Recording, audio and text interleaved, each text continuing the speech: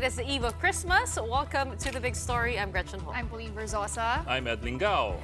And as we said, it is Christmas Eve, and we're down with our countdown. So Merry Christmas to everybody.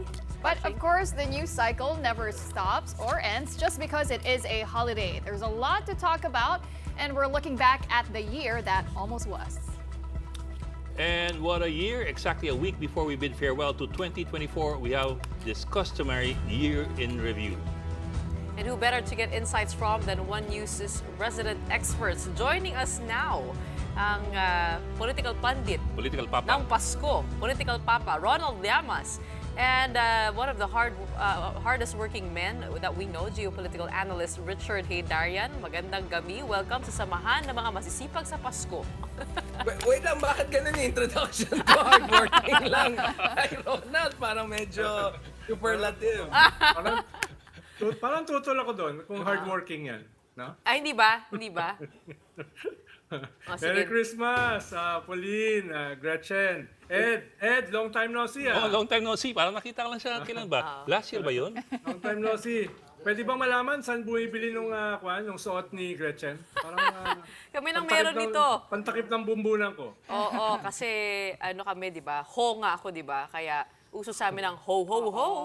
Merry Christmas. Corny. Okay, balikan natin itong ano. Bago pa masira ang ating gabi, we are, I Ba't think ko, corny? we have about a few weeks left till the end of the year. So let's start off the ruminating of what has happened in 2024. Safe to say, this is the year prior to the midterm elections. And I guess the question is, did you expect to be where we are at right now? Particularly talking about the two highest officials in the land, yung ating unity team na Unity No More, si PBBM at saka si Sara Duterte. Or put it this way, did you expect to be this busy this year? Then naalala ko yung one of those rare moments na naimbita ako sa The Big Story noong January, no? Doon ko yata unang sinabi yung this is now open warfare. No? Yun. Was that was January. after 2024. after Digong made this explosive accusation that the president is into drugs? Was that the one? Yes. And threatened, January 7, I think. threatened the president na pababagsakin niya through mutiny, coup, uprising, secession, even a hint of assassination. That was January. Kung maalala nyo, yung prayer rally na parang wala yung prayer. Yung mga maisug rally, ano. Pero bago kasi nangyari yun, naalala ko, yung mga usap-usapan tungkol sa charter change, which started in December 2023, the House Speaker saying that we need to take a look at this in 2024. Kaya nagsimula yung People's Initiative na bring up yan noong Enero. Mukhang namatay, Enero na eh. Oo nga eh. Kaya nga, bigla na lang nawala namatay yun, din ano? Enero. Oo. Di ba? Richard, what is your take? I mean, did you expect this year to go down this way? I mean, taking As the hardworking one in between me and Sir Ronald, actually I think November pa, I used the term civil war. I said that we might be heading into a civil war. Well, it's So become more uncivil. dramatic pa sa akin. So from that, medyo kapos ako. I think we have not yet hit the culmination of this showdown between the House of Duterte and House of Marcos. But in fairness, I'll give it to Ronald. Here, I was a bit more skeptical than Ronald, but finally we're seeing that Sara Duterte's numbers are sliding significantly. 20% in Visayas, 13% in Mindanao. So even the solid South is showing some fracturing. 10-point down quarterly across the country. Her net approval rating is just above 20%. I mean, these are horrendous numbers for the Duterte. Remember, at this point in time, other vice presidents like Binay, even I think Lenny wasn't doing too bad. Former President Duterte was net approval of 70, 80%. So these are horrendous numbers for Sara Duterte. So I would say Sara Duterte was the biggest political loser of 2024 by all accounts. And I would say President Marcos Jr. was the biggest survivor. Literally and figuratively, I would say, right? Now, who are the... But there's some Richard, nuance did I in hear here. it right? Na nag-agree ka sa akin? No. I said, finally you got one thing right, and I want to give it, my friend. And the hardworking one here, I would say that, we had multiple winners this year. If you look at the numbers, Senator Rafi Tulfo has maintained his lead in a lot of surveys, including the one that have been published as the favorite to be the next president in the pre-election service. Of course, it's too early. The two Tulfo brothers are in a pole position running for number one. But Riza Ontiveros, I think, was really the breakout star of 2024. Tremendous amount of impact she made, whether it's the Kiboloy hearings, whether it's the hearings on Alice Go.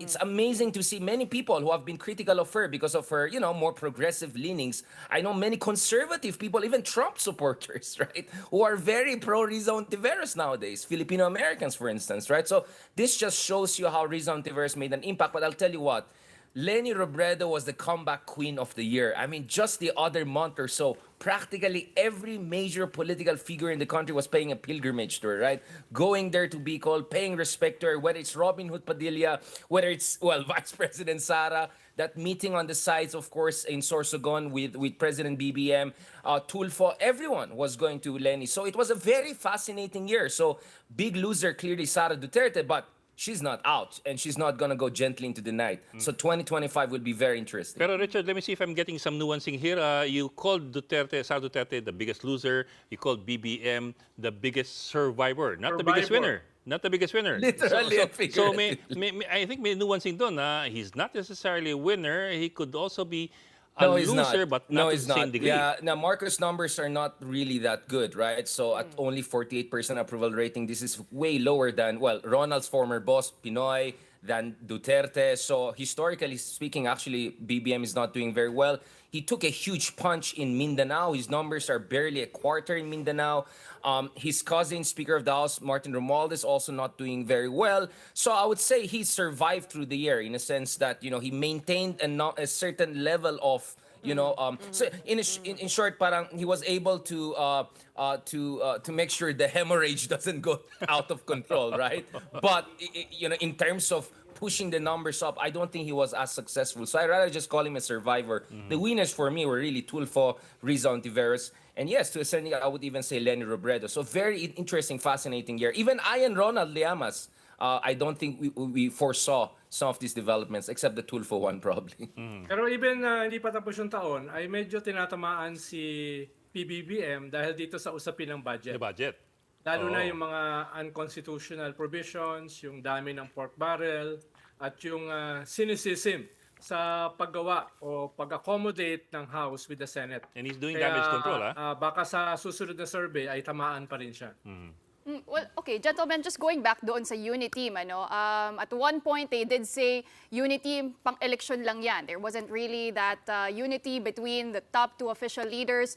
Did you expect that it would unfold this way? I mean, at the end of the year, we look back at the Vice President making threats at the first couple, the First Lady, the President, and his cousin, the House Speaker. And she did say, diba, at one point then, it has reached the point of no return, but you also have the President Bongbong Marcos, saying never say never. Yes and no, Pauline. Dahil from the very start, halimbawa yung first SONA, nakita na natin yung unraveling ng Uniteam. Nung masama ang loob ni former Senior Deputy Speaker Gloria Macapagal-Arroyo, nung hindi niya nakuha yung speakership, nung hindi nakuha ni Vice President Sara Duterte yung gusto niya na defense portfolio, at nung nagmumukmok si presidential sister na hindi siya pinapakinggan ng kanyang kapatid, especially on his SONA speech. At just a few months later, ay nakita na natin yung almost open break dun sa issue ng tambaluslos. Nung tinanggal si Gloria Macapagal-Arroyo as Senior Deputy Speaker, eventually even as Deputy Speaker, at yung tambaluslos moment, nasabi ko nga nung panahon na yan, will define the next few years going into 2028. The tambaluslos moment was a very defining moment. Doon nagsimula talaga yung very antagonistic divide ng Uniteam. Pero medyo expected dahil from the very start, wala naman talagang solid basis of unity yung Uniteam. There was no vision, there was no platform, there was no principles. Ang sabi nga ni Vice President Sara, ni walang friendship. No, even friendship wala naman talaga. So it was doomed to fragment, to unravel like Humpty Dumpty, which cannot be put together again in spite dun sa mga sinasabi ng ilang political analysts na hindi yan mangyayari, no, as late as January 2024, may narinig ako na at least 3 political analysts na sinasabi na hindi mahahati ang unit team. Hindi ko na sasabihin kung sino sila. May some Hindi ako kasama dyan, Sir Ronald, just to be clear. Hindi, may hindi ako. symbiotic Sabihin relation mo na, definitely. tayo lang Wala naman dito sa big Si story. Big R, wala si Richard Haydaran dyan. Pero yung 3, nagulat ako, no? Na sinabi nila na hindi daw mahati ang unit team dahil may symbiotic relationship ang Marcoses and the Dutertes, no? Kaya ayun. Ronald, do you think it is 2024 is also the year when the Marcos administration clearly defined where it stands in certain issues, like for example, the West Philippine Sea, the war on drugs, Pogos, and they are, very, very distant from the stance of the Duterte administration. Is that the reason why this unit team or this so-called alliance would never really work? Kasi ibang-iba talaga sila ng paniniwala. Do you think it's because of that? Partly. Pero sabi ko nga, ang isang basis ng pagkawasak ng unity was that there was never really a real unity. Pero nadagdagan yan dahil sa mga personal differences, personal plans for 2028. Medyo napaaga yung 2028 eh. Dahil yung mga may ambisyon na lumaban dyan ay nagsimula ng magbakbakan as early as 2022. Pero tama ka, Gretchen, maraming issues na talagang napahiwalay sila. West Philippine Sea, confidential fund, nagbakbaka na, although hindi naman binitawan ng gobyerno yung kanilang confidential at saka intelligence fund. At itong resulta ng Quadcom, itong pinagsama-sama, unprecedented na 4 na committees na inimbestigahan yung extrajudicial killings, yung illegal gambling, pogos, at yung mga drug syndicates, money laundering, human trafficking, at yung conclusion nila na sa gitna ng lahat ng ito, nitong criminal syndicate na ito, yung former President Duterte. Medyo unprecedented yan ha. Sa haba ko sa politika, ngayon ko lang nakita yung ganyang klaseng talagang napaka-antagonistic na bakbakan. Usually naman may bakbakan sa politika natin eh. Pero yung this year, yung ganyang antagonism ay ngayon ko lang nakita. May I say something on this? Kasi I remember back in 2021, when some people described the uni team as the uni brats, right? So we're talking about the offspring of 2 former very strong personalities, and there were a lot of questions as to how these 2 offspring of, essentially how are they going to eke it out. I completely agree with Ronald that this was an alliance of inconvenience in many ways. I remember very well, I was at the Comelec during the day when Sara made it final that she's going to run for vice president. And a lot of her supporters were saying, no, they don't believe it. They still want her to run for the presidency. There's always this sense that BBM would not have won the presidency if not for the support of Solid South and the Dutertes. So you could see the seeds of self-destruction there. Having said that, ang problem kasi dito is walang center of gravity, right? The president is not known as a decisive figure, and Sara Duterte has no experience at the national level. So what happened is that other veto players came in. So to a certain degree, you can say Speaker of the House, Martin Romualdez, played an important role in what has been happening, the First Lady. But I think the most important figure is former President Rodrigo Duterte. I think if this were just left to Sara and BBM alone, both of them would have rather not go all-out war. That, BBM will have his 6 years and then transition to Sara Duterte. But the father, Rodrigo Duterte, really made it impossible. I think when he made that speech in January, he really declared war on the Marcoses. And from then on, other veto players came in. The First Lady was very angry about that. And then, of course, the Speaker of the House also made his moves. So the story here is that you have essentially 2 figures, not very decisive, no center of gravity. So other veto players came in and took advantage of the situation and dictated the terms of what we see now as the unraveling of the unity. That's I interesting. agree with Richard na politics hates a vacuum. At yung isang dahilan kaya nag-unravel ng mabilis because of that political vacuum. Pero ang tingin ko lang, even pagpalagay mo na wala yung mga mas toxic elements like Digong and probably Speaker Martin Romualdez, eventually it will happen eh. Perhaps not as fast as it did, pero eventually it will happen dahil malinaw naman si Sara ay pro-China. No? And bottom line ay hindi hihiwalay yung fruit from the tree. No? Sara from Digong. At eventually, si Marcos, si Bongbong Marcos will not be pro-China or hihiwalay siya dun sa napaka-murderous serial killing nung previous government. So eventually, magkakaroon talaga ng problema. Perhaps not as intense, perhaps not as fast, pero eventually it will happen. Dahil medyo fundamental talaga yung difference eh. Nung, anong tawag mo, Christian? Yung mga anak Hindi nung Christian mga Wait, higante. did you call me? Oh my God. Iba pala si Christian I'm SJ. sorry. Iba pala si Sorry. Christian. Now I'm Different wrong. program. Sorry. You just made it worse. Just kidding. Unibrats. Unibrats. Yung Unibrats, di ba? Yung Unibrats, no? In spite of that, talagang meron silang fundamental differences eh. Di ba? Meron talaga silang fundamental differences. It may take longer, less toxic, less intense, but eventually it will happen. Okay, but let me let me step briefly into the minefield here. 2022, of course, it was a very very polarizing political event. But now you have at least some people saying na the traditional opposition, as it used to be called, seems to find the current administration that it was against before in 2022 to be more comfortable with than the Dutertes. So exactly where is the traditional opposition now, especially now that the Dutertes are claiming to be the real opposition now? Well, the traditional opposition, if you mean the pinks Sabihin and natin, the Dilawans yellows, and the Dilawans. are definitely relatively mas malapit dun sa existing dispensation. Dahil halimbawa sa usapin ng foreign policy, halimbawa dito sa usapin ng West Philippine Sea, halimbawa sa usapin ng drug human war. rights, ng ICC, ng extrajudicial killings, no? Pero medyo magkahiwalay sila in terms of economic programs, economic policies. So, yes, mas may similarity kumpara sa previous government, pero ideologically, magkahiwalay pa rin sila.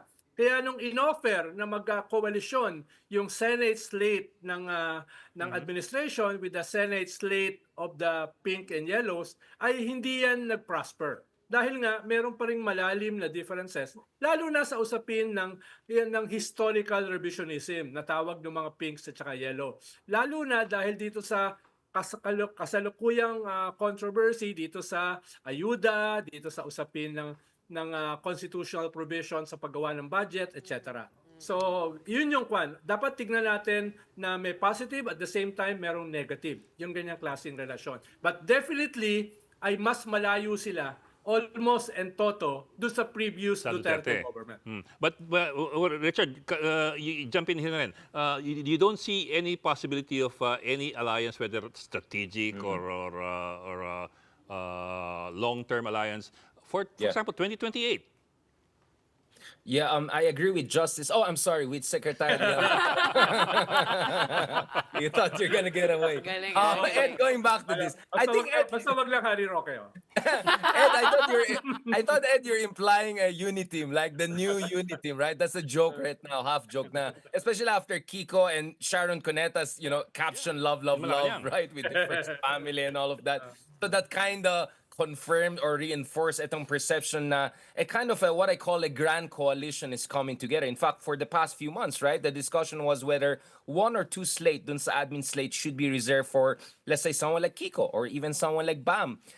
So I think it's just quite natural because if you look at these people, although they have disagreements on a lot of these issues and there's that old Aquino versus Marcos rivalry, I think the fundamental mutual understanding here is that the Dutertes are the biggest threat to the constitutional order in the Philippines and worse, and Ronald correctly pointed out this, the China element, right? That what makes them similar is that all of them want a tougher stance in the West Philippine Sea and believe in traditional alliances. So there's just enough to put them together. But speaking of 2028, I don't know, Ed, ako ang sense ko is there's some people or, there's some strategists who are thinking, ma-popcorn muna tayo. Let's see, magbasagan itong dalawa na yan. Because to a certain degree, it has worked, right? Nag-mutual destruction. Marcos' numbers is 48 lang, 50 lang si Sara. Both of them barely net 20 plus.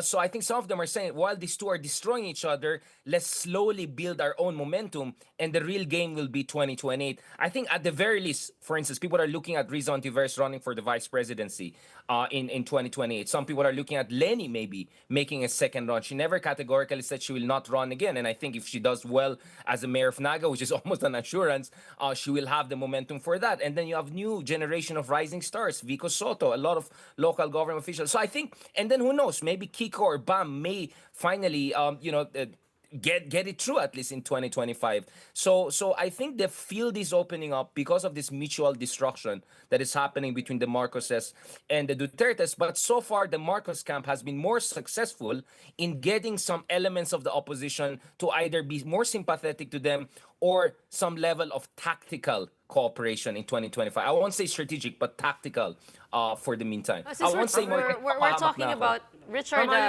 Go ahead. Tama yung sabi ni Richard na dito sa banggaan ng dalawang former members ng Uniteam ay definitely may iba na pwedeng makinabang. That's very logical and very strategic. It's not only tactical. Ang problema, because the pink and the yellows failed to harness and consolidate yung napaka-significant na pink wave noong 2022, others are benefiting from such fragmentation ng Uniteam. Halimbawa, yung mga tulfo. Yung mga tulfo, for now, ang nakikinabang dun sa sinasabi ng mga ibang surveys na almost kalahati ng mga botante ay naghahanap ng alternative na hindi Marcos or hindi Duterte.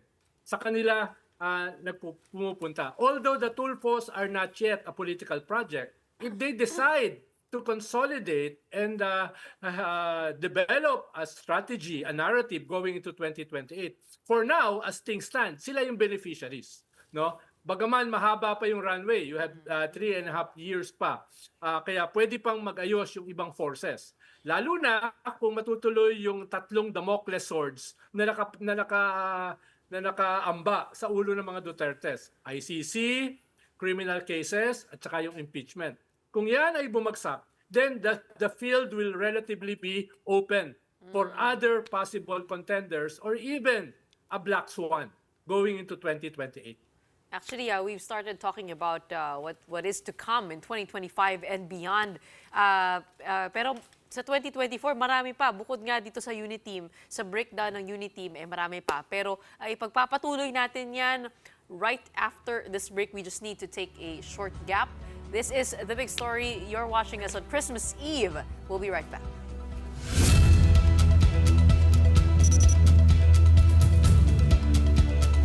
Ang wish ko ngayong Pasko ay tatlo. Una, sana mabawasan yung mga dumadating na bagyo. Ang pangalawa, sana magkaroon talaga ng bigas na 20 pesos. At ang pangatlo, kahit ayaw nila, tayo-tayo na lang. Unity. Because unity begins with you and ends with a why. Lord De Vera, maligayang Pasko. Screenshot mo to.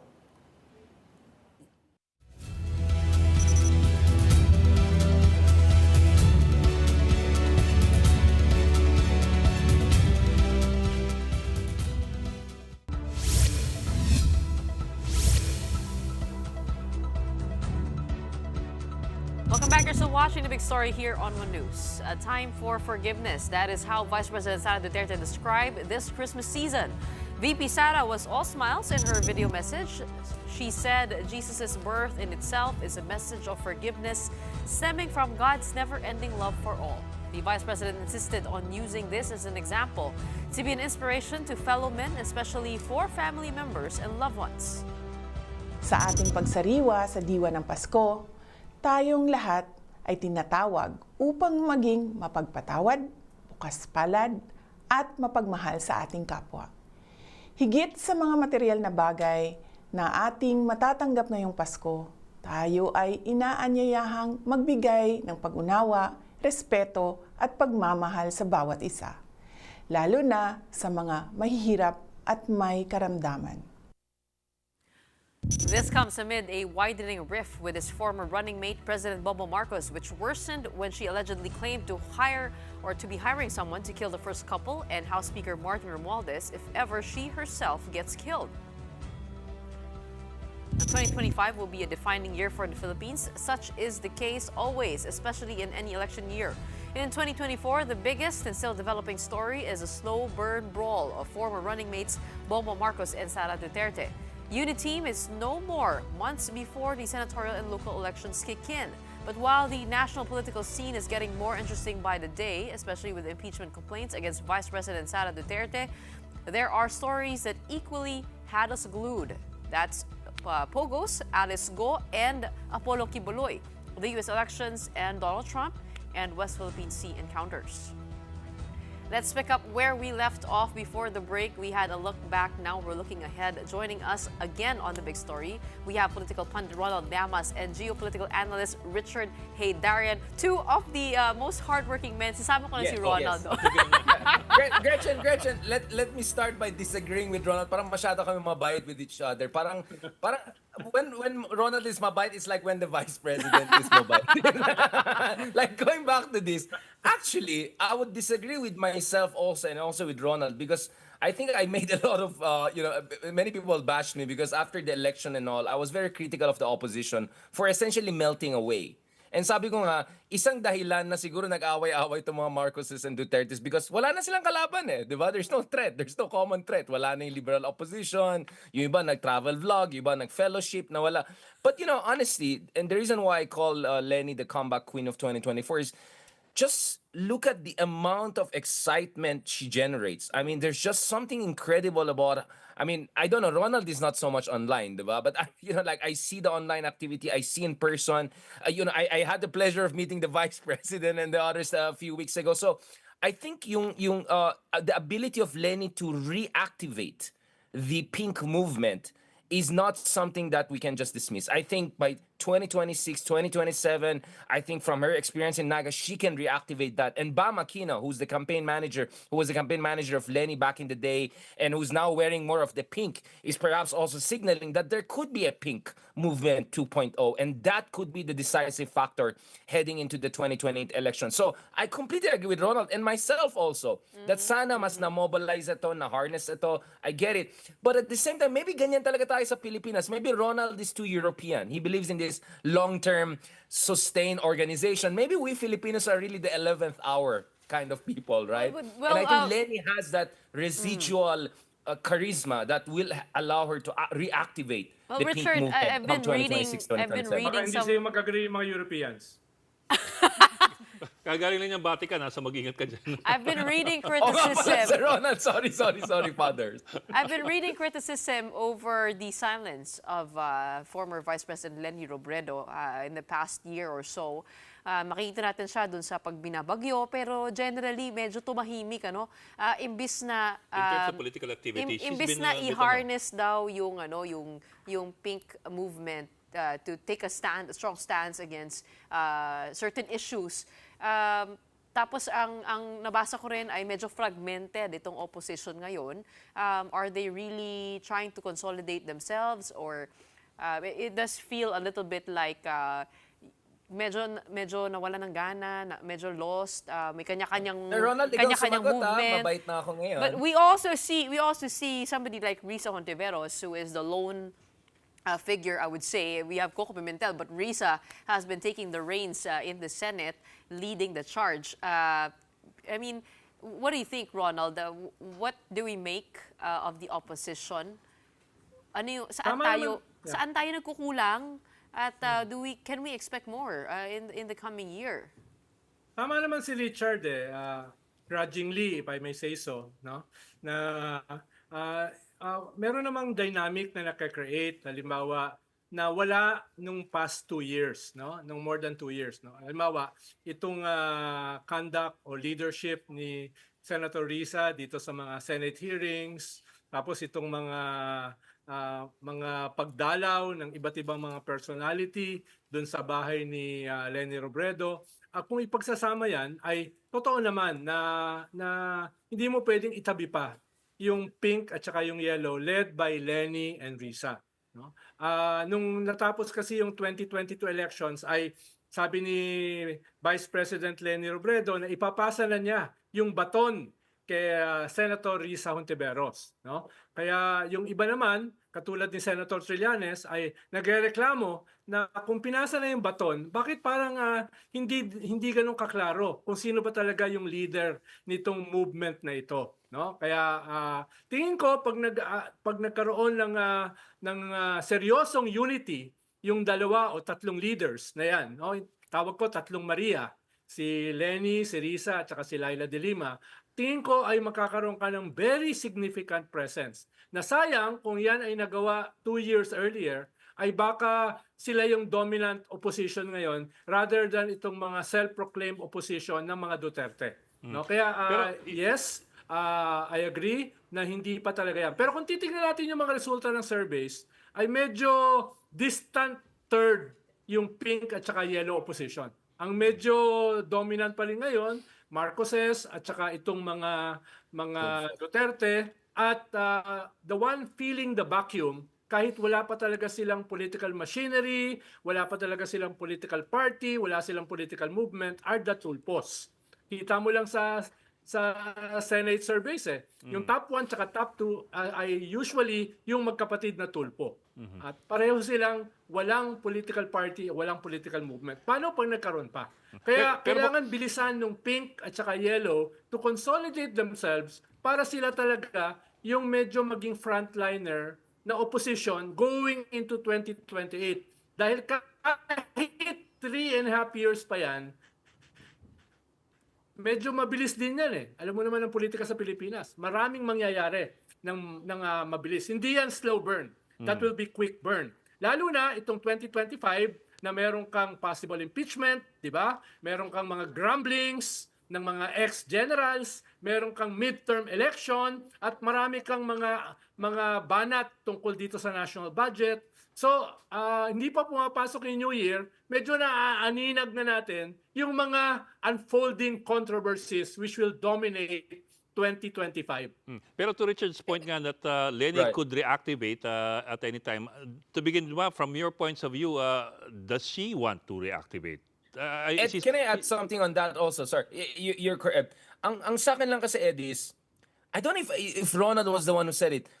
The idea that they didn't know what hit them. Because if you look at it, the whole liberal brand has really been on the downhill. I mean, all around the world, but especially in the Philippines. I mean, from 2016 elections until 2022 elections, the performance has been just short of abysmal, right? So maybe maybe this is where I'm more compassionate and understanding, not only more hardworking than Ronald.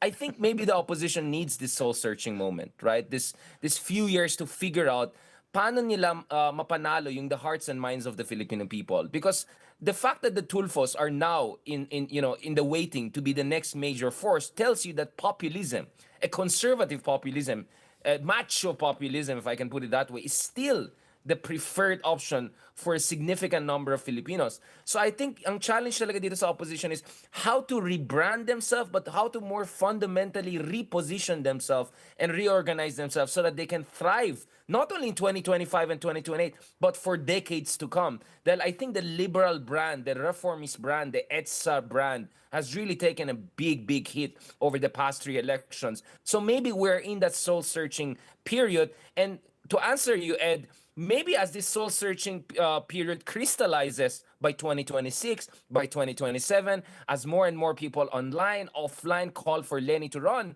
I won't be surprised that she may consider. She's consistently number 3 in all pre-election surveys. Tulfo, Sara, Lenny. Tulfo, Sara, Lenny. Of course, there's still a distance. But we saw with Lenny, she started with 5%, right? Back in 2021. Next thing you know, she has more than 20%. So not only does Lenny have the ability to reactivate the pink movement, I think she has also an ability to cascade, right, significantly come the 11th hour. But sana, and this is where I agree with Ronald, if there's one lesson we learned from 2021 to wag naman sana 11th hour yung tipong last Oh. minute. October 6 or 7 yung announcement. I think this time it should be a little bit more organized a year or 2 earlier. But they've had 2 years to rebrand themselves and to do soul searching, and those 2 years are gone already. Di ba? And as they say nga, your first day of campaign begins on the first day after the elections. Yes. Agree. It's Mukhang meant Ed, nagkaroon it's already ng PTSD 1/3 of the period gone. Mukhang may PTSD at medyo tumagal yung PTSD nila, no? Ang panahon kasi ngayon isa time of disruption. Whether yan ay right-wing populism or left-wing populism. Ang problema, yung the liberal project has become part of the institutions na nagamit ng populism para ma-harness yung disenchantment ng tao. Kailangan umalis doon yung oposisyon. Na bahagi sila nito mga institutions na ito which never delivered the ethos of the poor, of the marginalized, of the disenchanted. No? Kaya kinakailangan nilang maging disruptors themselves. In a way, katulad ng mga tulpo. No? Naging disruptor sila. In a more substantial way. In a more platform-based way. Halimbawa, yung brand must be disruptive. The brand must not be normative. No? Normative in the sense na dinedepensahan yung mga institutions na nag-fail. No? Dapat ma-harness nila yung disenchantment na yan according to their political and ideological vision. Dahil ang nakaka-harness niyan are the populists na basically right-wing. Dahil mismo yung sa Europe kasi kahit yung left-wing nagiging populist Halimbawa sa France. Pero sa Pilipinas, walang left-wing populism. It's only right-wing. So dapat yung in the middle, yung nasa center, has to develop a disruptive kind of politics na merong brand na bubunggo dun sa other right-wing populist brand. Kung hindi magagawa yan in the next 3 years, then we will have more of the same. Dahil nadurog yung mga tinatawag ni Richard kanina na mga liberals and progressives nung panahon ni Digong. With Digong with 93% approval rating, paano ka hindi madudurog? Pero buti na lang, yung ganyang klaseng brand ng populism ay nagsisimula ng i-reject ng tao. Tingin nila na budol sila.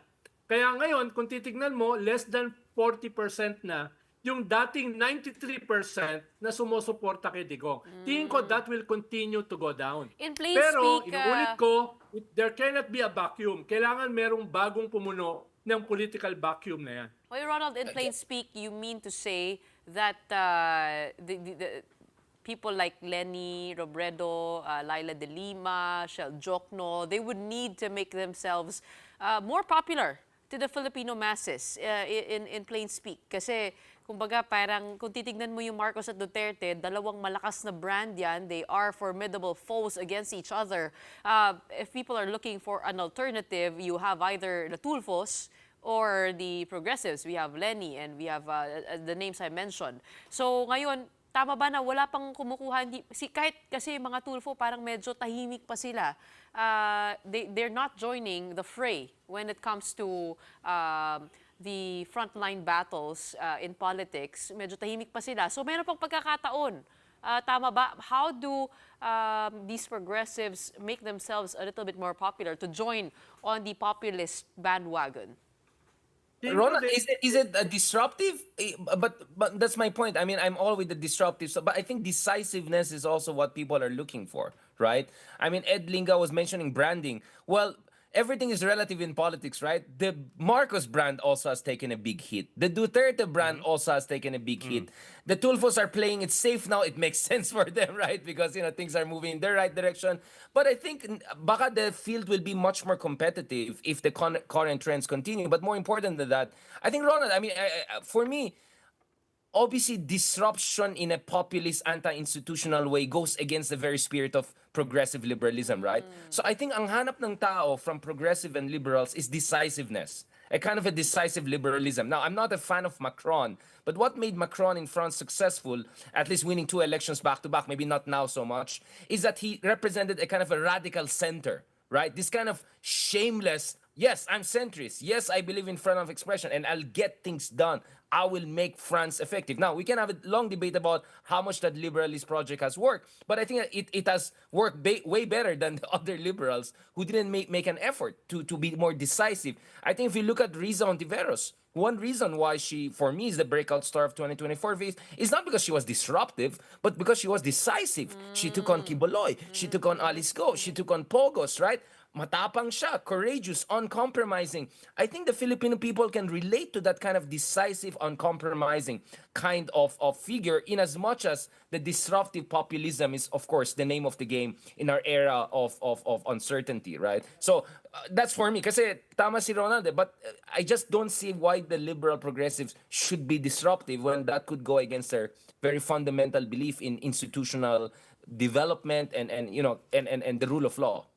Well, Richard, no?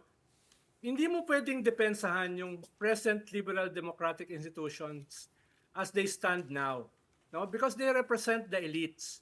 They represent the status quo. Ibig sabihin, kailangan talagang baguhin mo rin yung terms of reference, no? Dahil halimbawa, inequality remains after almost 40 years, di ba? Poverty level remains. So you cannot be defending those institutions. Kailangan mo mag-create ng bagong ethos, bagong models of institutions, no? Not necessarily yung liberal democratic institutions as they are here at present. No? So, ang sinasabi ko, disruptive and at the same time different. Tama yung sinasabi mo. Decisiveness is more tactical. No? Ang kinakailangan nila is a vision na hindi yung status quo, hindi yung neoliberal economics, hindi yung kasalukuyang ayuda, no, dependency projects. Hindi yung, so kinakailangan din nilang lumabas doon, no?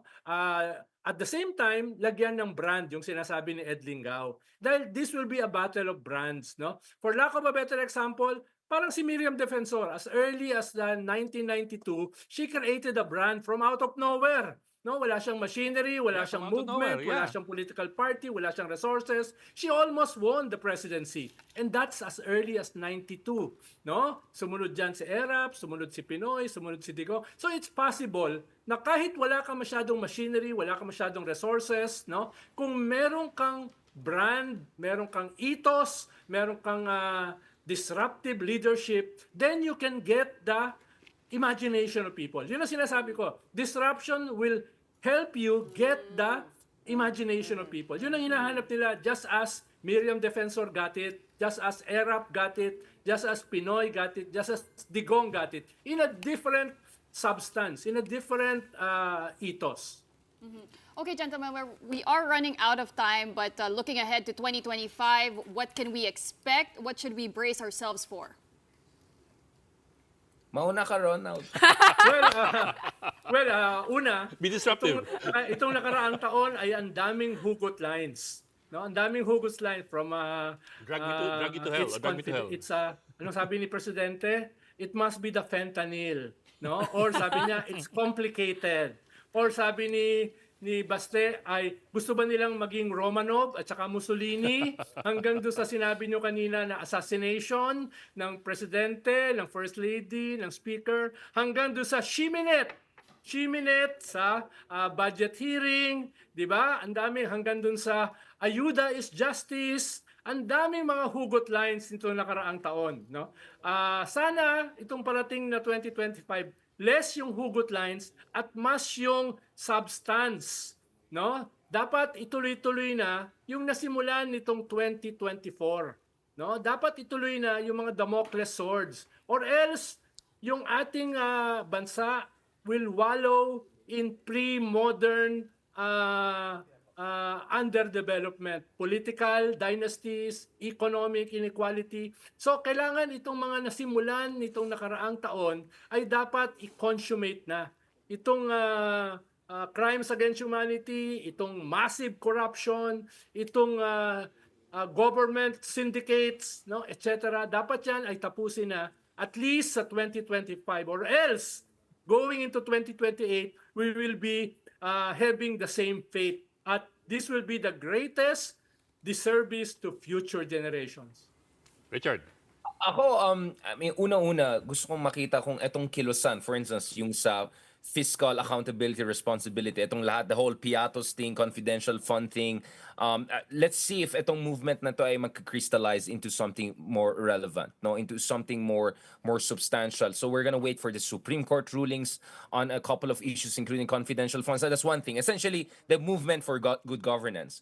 The other one I want to see, and I think we're already seeing some indications of that, is the movement for justice. tens of thousands of Filipinos were allegedly, victims of extrajudicial killings. And I'm having a hard time. Well, it didn't happen this year, but I'm having a hard time not seeing an ICC big move next year. I mean, it could maybe January, maybe next December. I don't know. But it looks like the ICC thing will finally happen next year. But the important thing there is there has to be movement. Whether it's the family of the victims, whether it's the human rights groups, they have to come in, they have to put pressure on the government, and they have to make sure that BBM will not weaponize the ICC issue for his own political calculus. That the ICC decision will fundamentally be based on rule of law, on justice, and of course the national interest also in that sense. So those two movements are very important. The election itself, well, I think many big names are going to lose next year. As we see, I'm not going to say this is going to happen, but we see Villar struggling in the Senate race, Binay struggling in the Senate race, maybe a couple of big names associated with the former administration.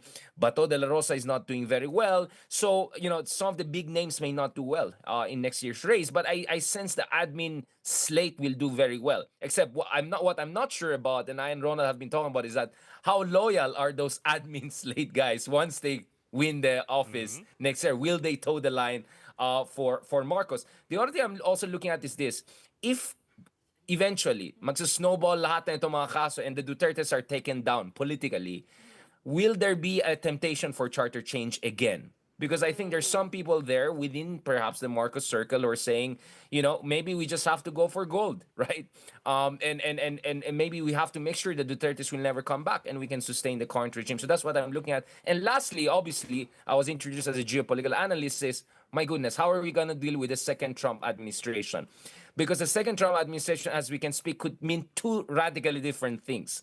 Just yesterday, na-appoint na as number 2 in Pentagon, Elbridge Colby, someone we had him on our shows here, who's very strong on taking a tough stance on China. At the same time, we know that Trump himself is very transactional, right? So we may face a situation whereby top people in the U.S. government say to the Philippines, let's go strong on China, let's help Taiwan, and then at the same time, Trump goes and schmoozes with Xi Jinping and says, let's cut the deal and forget about my allies, right? So it's going to be a tricky moment for the West Philippines to struggle. So that's what I'm also going to watch out for in the coming 2025 months. is also the mid-mark of the Marcos administration. Definitely a pivotal moment where we're going to be seeing changes in the tone.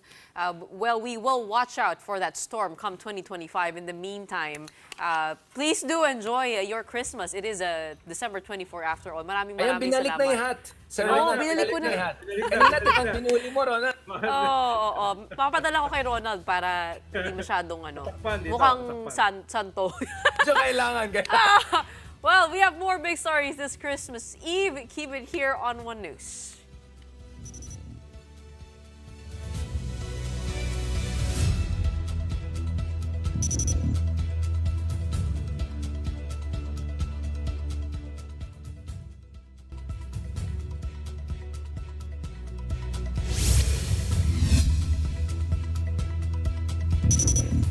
It is about less than 3 hours till Christmas. 9 o'clock na. Wala na yung countdown. Well, it depends on where you are. I mean, if you're in the United States, it's a different. Ayan na naman tayo. If you're in Baghdad, it's also a mga different journalist count. talaga eh. Kailangan it's all relative politically eh. correct. Oo.